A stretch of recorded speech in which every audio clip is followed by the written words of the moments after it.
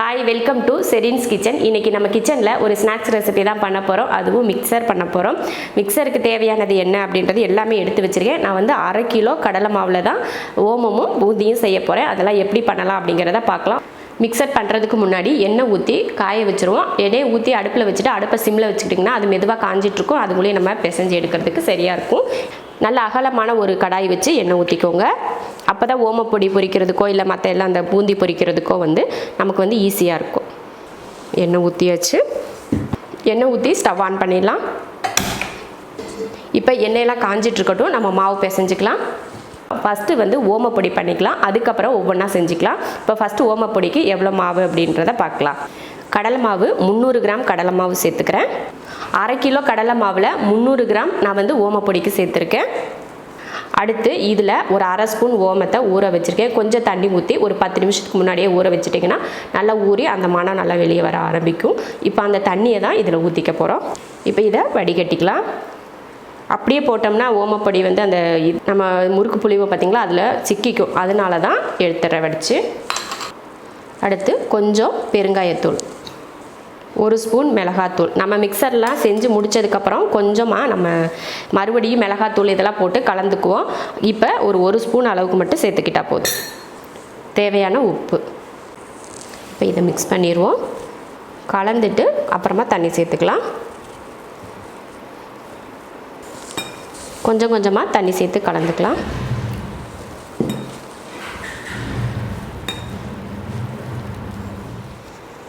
இந்த மாதிரி பிசைஞ்சு எடுத்துக்கோங்க. மாவு பிசைஞ்சு எடுத்தாச்சு. இப்போ நம்ம வந்து முறுக்கு பொடியில் போட்டுக்கலாம். இந்த மாதிரி முறுக்கச்சில் லைட்டாக எண்ணெய் தடவிக்கலாம். அப்போ தான் அந்த இதில் வந்து ஒட்டாது. அந்த பொடியில் நல்லா எண்ணெய் தடவியாச்சு. இந்த மாதிரி ஓமப்பொடி அச்சு எடுத்துக்கோங்க. இதில் எண்ணெய் தடவிக்கோங்க. எண்ணெய் தடவினா தான் நமக்கு பொடியில் ஒட்டாமல் இருக்கும். இப்போ இதில் ஒரு உருண்டை எடுத்துக்கலாம். கையிலையும் கூட லைட்டாக எண்ணெய் தொடச்சிக்கோங்க. அப்போ தான் கையில் ஒட்டாது. இந்த மாதிரி உருண்டை பிடிச்சி இதுக்குள்ளே போட்டுடலாம். ஒரு முறுக்கு பொடியில் ஓமப்பொடி அச்சு போட்டு மாவும் போட்டு மூடியாச்சு. இப்போ எண்ணெயும் காஞ்சிருச்சு. இப்போ புழிஞ்சிக்கலாம்.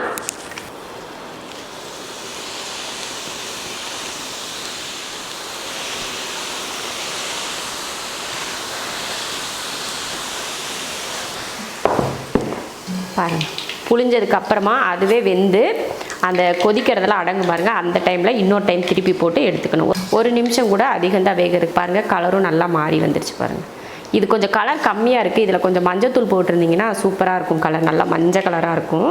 நான் வந்து மஞ்சத்தூள் சேர்க்கல, பார்த்தீங்களா, வெறும் மிளகாத்தூள் சேர்த்ததுனால கலர் வந்து கொஞ்சம் கம்மியாக இருக்குது. அவ்வளோதான். இந்த கொதிக்கிறது போயிடுச்சுனாலே வெந்துருச்சுன்னு அர்த்தம். இப்போ எடுத்துடலாம். அவ்வளோதான். இது போல் மீதி இருக்க ஓமப்பொடியை போட்டு எடுத்துக்கலாம்.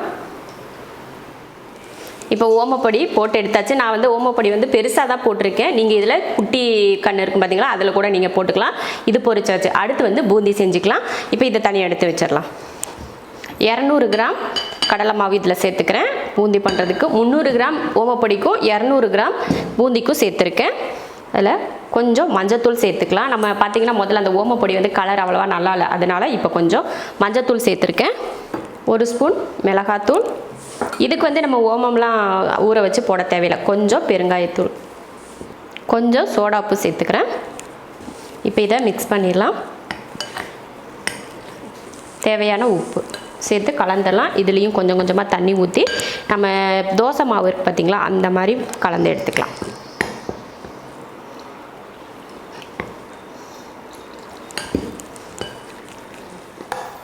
பாருங்கள், மாவு வந்து இந்த அளவுக்கு நம்ம கரெக்டாக தோசை மாவு பக்குவத்துக்கும் கொஞ்சம் கெட்டியாக இருக்குது. எடுத்து ஊற்றினோம்னா லைட்டாக கீழே ஒழுகிற அளவுக்கு மாவு இருக்கணும். பாருங்கள், இந்த மாதிரி. இப்போ இதில் நம்ம கரண்டி வச்சு பூந்தி ஊற்றிக்கலாம். நான் வந்து இது போல் நம்ம வீட்டில் ஜல்லி கரண்டி இருக்கும் பார்த்திங்களா, அதில் தான் பூந்தி செய்ய போகிறேன். இப்போ மாவு எடுத்து இதில் நீங்கள் ஊற்றுனீங்கன்னா இது இந்த ஓட்டையிலேருந்து சின்ன சின்னதாக விழுகணும். அந்த மாதிரி மாவு கரைச்சி எடுத்துக்கோங்க.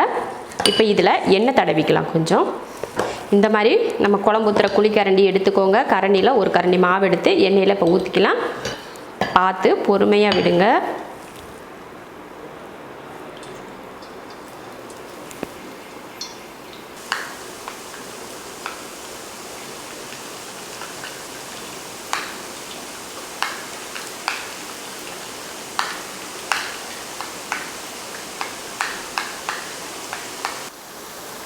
அவ்வளோதான். இந்த அளவுக்கு போதும்.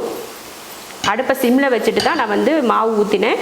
ஏன்னா உடனே இப்போ சின்ன சின்னதாக இருக்கனால சீக்கிரமாக கரைஞ்சி போயிடும். அதனால அடுப்பை சிம்மில் வச்சுட்டேன். ஒரு நிமிஷம் 2 நிமிஷத்துக்கு நல்லா வேக வச்சுக்கோங்க.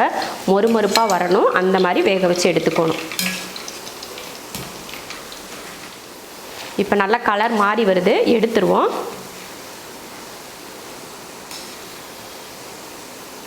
நல்லா எண்ணெயை வடிச்சிட்டு ஒரு பாத்திரத்தில் பேப்பர் போட்டுக்கோங்க. பூந்தி பொரிச்சு எடுத்தாச்சு. அடுத்து பொட்டுக்கடலை பொரிச்சு எடுத்துக்கலாம். நான் வந்து 150 கிராம் பொட்டுக்கடலை எடுத்திருக்கேன். அதையே இப்போ பொரிச்சு எடுத்துடலாம். இந்த மாதிரி ஒரு ஜல்லடை வச்சுக்கோங்க. வடிகட்டி எடுக்கிற இந்த மாதிரி கரண்டியில் வராது, சின்ன சின்னதாக இருக்கிறதுனால. அதனால் இது போல் ஒரு ஜல்லடை வச்சுக்கிட்டிங்கன்னா உங்களுக்கு பொரிக்கிறதுக்கு ஈஸியாக இருக்கும். அவ்வளோதான். இது நல்லா மொறுமொறுப்பாக வறுத்தாச்சு. இதை இப்போ எண்ணெயெல்லாம் வடிச்சிட்டு எடுத்துக்கலாம். நல்லா எண்ணெயை வடிச்சிட்டு சேர்த்துக்கோங்க. பூந்தி கூடையே சேர்த்துக்கிறேன். அடுத்து வேர்க்கடலை எடுத்திருக்கேன். 100 கிராம் வேர்க்கடலை எடுத்திருக்கேன். உங்களுக்கு வேர்க்கடலை அதிகமாக பிடிக்கும்னா நீங்கள் இன்னும் கொஞ்சம் அதிகமாக கூட சேர்த்துக்கலாம். இப்போ மறுபடியும் அதே போல் பொரிச்சு எடுத்துக்கலாம். வேர்க்கடலையில் இருக்க தோலெல்லாம் எடுக்க தேவையில்லை, தோலோடையே பொரிச்சு எடுத்துக்கலாம். அவ்வளோதான். பாருங்கள், வேர்க்கடலையும் நல்லா கலர் மாதிரி வந்துடுச்சு. அதையும் எண்ணெய் வடிச்சிட்டு எடுத்துக்கலாம்.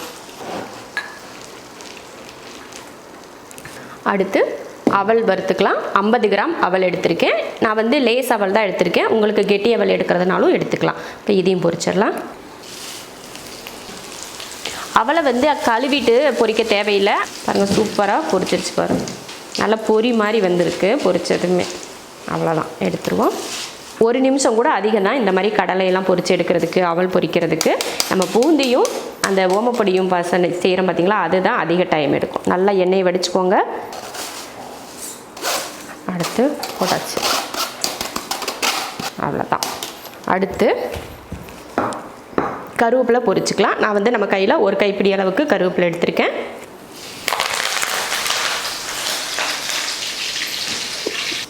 அவ்வளோதான். கருவேப்பிலையில் சட்டுன்னு பொரிஞ்சிடும். கருவேப்பிலை வந்து கம்மியாக இருக்கிற மாதிரி இருக்குது. இன்னும் கொஞ்சம் கூட நீங்கள் சேர்த்து வறுத்துக்கோங்க. அடுத்து வந்து ஒரு 10 பல் பூண்டை இந்த மாதிரி தட்டி எடுத்திருக்கேன். அதை பொரிச்சுக்கலாம்.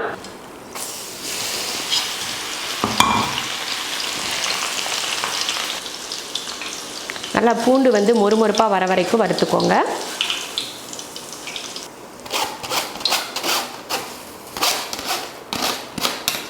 அவ்வளோதான். இப்போ ஸ்டவ் ஆஃப் பண்ணிடலாம். ஸ்டவ் ஆஃப் பண்ணிவிட்டு இதில் பூந்தி, பொட்டுக்கடலை, வேர்க்கடலை, அவல், பூண்டு, கருவேப்பிலை எல்லாமே இதில் போட்டிருக்கேன். இந்த ஒரு மாதிரி இது போல் ஒரு பெரிய பாத்திரம் எடுத்துக்கோங்க. அதில் நான் வந்து இதுக்கு முன்னாடியே பொரிச்சு போட்டோம் இல்லையா ஓமப்பொடி, அது இருக்குது. இப்போ இந்த ஓமப்பொடியை நம்ம இது பண்ணி எடுத்துடலாம். அவ்வளோதான். லைட்டாக இப்படி மொறுன்னு இப்படி கையை வச்சு இப்படி அமுத்துனீங்கன்னா போதும், நல்லா சடன்னு உடஞ்சிரும். இது கூட நம்ம பொரிச்ச எல்லாத்தையுமே சேர்த்துக்குவோம். இதில் மிளகாத்தூள் சேர்த்துக்கலாம். மிளகாத்தூள் வந்து உங்கள் விருப்பம், காரத்து எவ்வளோ தேவையோ அந்த அளவுக்கு சேர்த்துக்கோங்க. நான் 1 ஸ்பூன் அளவுக்கு மிளகாத்தூள் சேர்த்துக்கிறேன். கொஞ்சம் பெருங்காயத்தூள். அடுத்து கொஞ்சம் உப்பு. எல்லாத்துலேயும் உப்பு போட்டிருப்போம். இதுக்கு எதுக்கு உப்புன்னு நினைக்காதீங்க. லாஸ்ட்டில் எல்லாத்தையும் கலக்கிறப்போ கொஞ்சம் உப்பு போட்டு கலந்தால் தான் நல்லாயிருக்கும். இப்போ இதை மிக்ஸ் பண்ணிடலாம். இந்த மாதிரி குலுக்கி எடுத்துக்கோங்க.